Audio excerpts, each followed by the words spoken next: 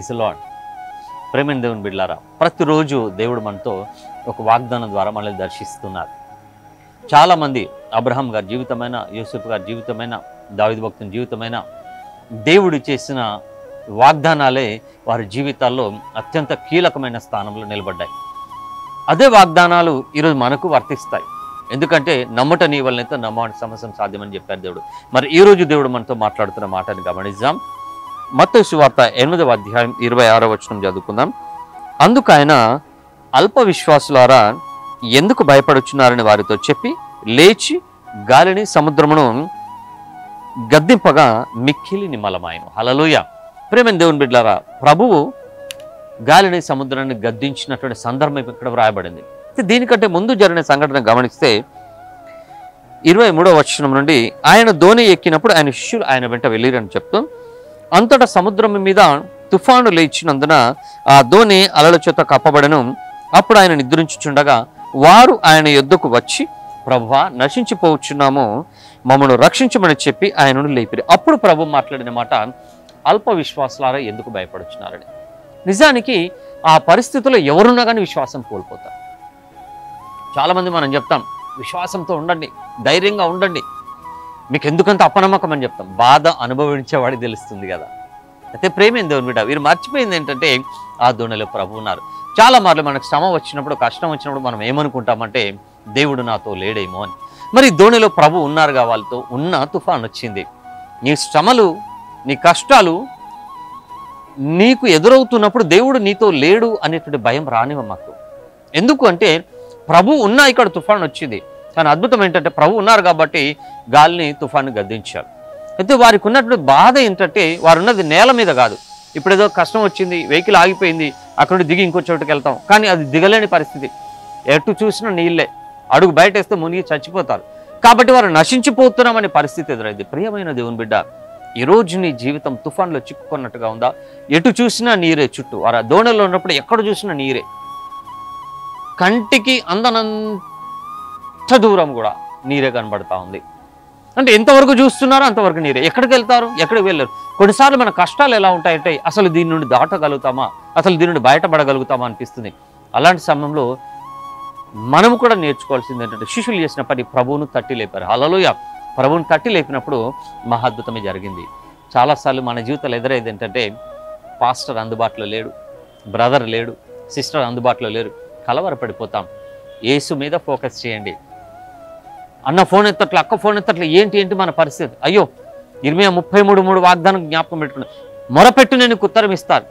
అన్న సిగ్నల్ అందకపోవచ్చు, అక్క సిగ్నల్ అందకపోవచ్చు, బ్రదర్ సిస్టర్ ఫోన్ లిఫ్ట్ చేయకపోవచ్చు, దేవుడు ఎల్లప్పుడూ నీతో మాట్లాడాలని ఆశపడతారు. హల్లెలూయా. ఈ బ్రదర్ సిస్టర్ అయినా కానీ ఆయన్నే మొరపెట్టాలి, గుర్తుపెట్టుకోండి. ఆదరణగా పెట్టాడు సేవకుల్ని. సేవకులు ఎప్పుడు దేవుళ్ళు కాదు, దేవుడు దేవుడే. కాబట్టి మీ ప్రతి శ్రమలో, తుఫాన్లో చిక్కుకున్న మొట్టమొదట దేవుడి వైపు చూడండి. హల్లెలూయా. ఆ దేవుడి దగ్గర మొరపెట్టడానికి ఒక సేవకుడు అవసరమే తప్ప సేవకుడు ఫోన్ ఎత్తట్లేదని కలవరపడదు. సేవకుడు ఫోన్ ఎత్తట్లేదా, దేవుడు నీతో సూటిగా మాట్లాడతారు. హల్లెలూయా. ఇక్కడ గాలి తుఫాను గద్దించారు ప్రభు. అప్పుడు అంటున్నారు, అల్ప విశ్వాసులారా ఎందుకు భయపడుతున్నారని. అవిశ్వాసులు కాదండి, అల్ప విశ్వాసం. వారిని దేవుడు ప్రేమిస్తూనే ఉన్నాడు. కానీ అప్పుడున్నటువంటి సమస్య ఏంటంటే వారి విశ్వాసాన్ని దాటి ఉంది. వారి కష్టాన్ని అంటే చూస్తున్నప్పుడు వారి విశ్వాసము కంటే వారి కష్టం ఎక్కువగా కనబడుతుంది కాబట్టి భయపడ్డారు, ప్రభువును తట్టి లేపారు. ఈరోజు నీ కష్టము నీ శక్తికి మించి కనబడుతుందా? నీకున్న బాధ నీ విశ్వాసాన్ని చెదరగొడుతుందా? ఈ భాగాన్ని బట్టి మరలా ధైర్యం తెచ్చుకుందాం. ఎందుకంటే 6 శిష్యులు కూడా మనలాగే కలవరపడ్డారు, మనలాగే అవిశ్వాసంలో వెళ్ళిపోయారు, మనలాగే కృంగిపోయారు. కానీ ప్రభు వారితో ఉన్నాడు, వాళ్ళకి జయమిచ్చాడు. ఈరోజు ప్రభువు నీతోనూ ఉన్నాడు, నీ కుటుంబంలోనూ ఉన్నారు, నీ పరిచర్యలో, నీ వ్యాపారంలో, నువ్వు చేసే ప్రతి పనిలో, నీ ఉద్యోగంలో, నీ చదువుల్లో దేవుడు నీతో ఉన్నారు. భయపడవద్దు, విశ్వాసం మాత్రం ఉంచు. ఒకవేళ విశ్వాసం లేకపోయినా బాధపడద్దు. హల్లెలూయా. విశ్వాసం లేకపోయినా, నువ్వు నమ్మలేకపోయినా కానీ ప్రభు అద్భుతమే చేస్తాను నీ జీవితంలో. నీ విశ్వాసాన్ని దాటింది ఆయన ప్రేమ, గుర్తుపెట్టుకో. ప్రార్థించుకుందాం. ఎడబాయని నీ కృప నన్ను విడువదు ఎన్నటికీ, ఎడబాయని నీ కృప నన్ను విడువదు ఎన్నటికీ, యేసయ్యా నీ ప్రేమానురాగం నన్ను కాయును అనుక్షణం.